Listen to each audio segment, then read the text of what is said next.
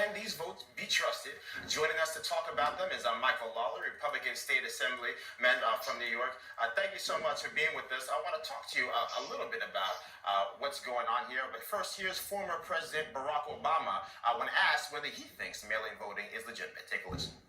Well, I think we'd have to figure out whether this was fraud-proof. I mean, Oregon, for example, has a terrific mail-in system, but they've already scanned everybody's signatures who's registered to vote so that they can check to make sure that, in fact, the right people are voting. And that's something that I think you'd have to figure out.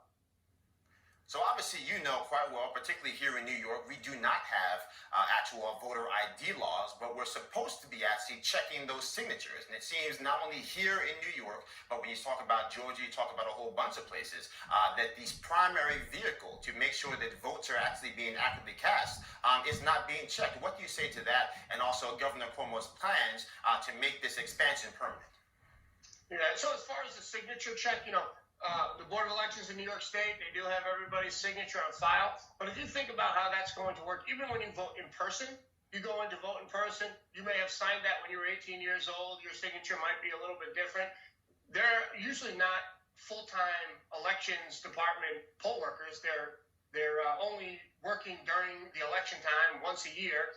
And they're really not in a position to challenge your signature. They're not signature experts. In most cases, they're senior citizens who are trying to do their civic duty and participate in our elections.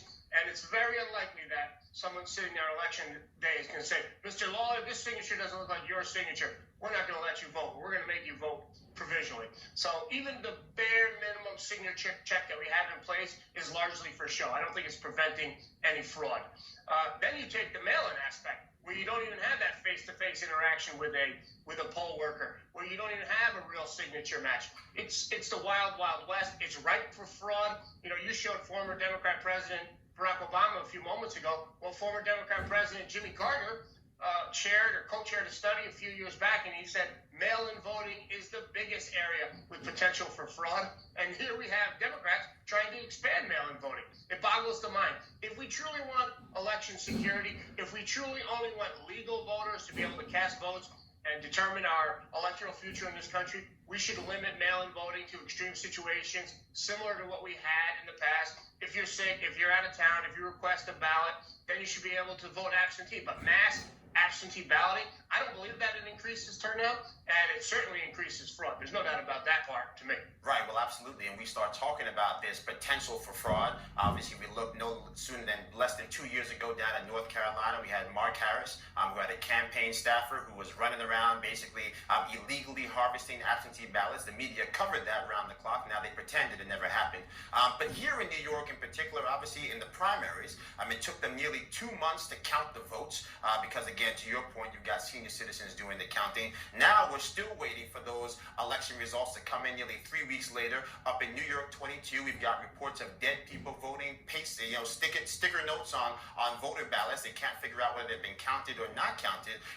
Talk specifically again about what the people at home should be thinking, because this process, as you mentioned, seems to be completely chaotic and not secure in any way.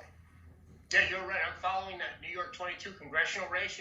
Congress is very narrow now in terms of Republicans and Democrats. That's a very important seat. So there's a lot of motivation for fraud there. You mentioned dead people voting.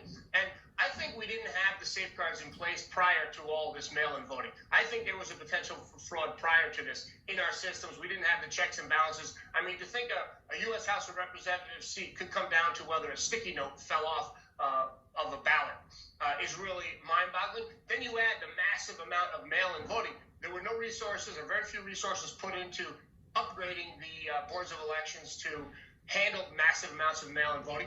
President is evil, and I think there are some bad actors, certainly not all of them, but you only need a few bad actors to go around and harvest ballots. In my own county, in Dutchess County, New York, the Democrat election commissioner a few years ago, she was stealing senior citizens' votes out of a nursing home, and she was indicted and convicted. So that kind of stuff happened before, and that was before mail-in balloting. Now the potential for that fraud is through the roof. We should take a stand on it.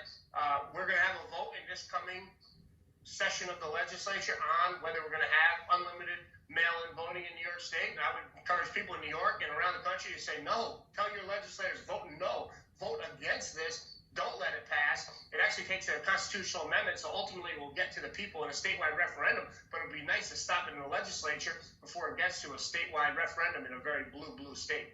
Absolutely. Failure by design. Make sure that people stand up to make sure their voices are heard. Kieran Michael Lalor, Republican State Assemblyman from New York. Thanks again. Always good to see you, my friend. Likewise. Have a good one.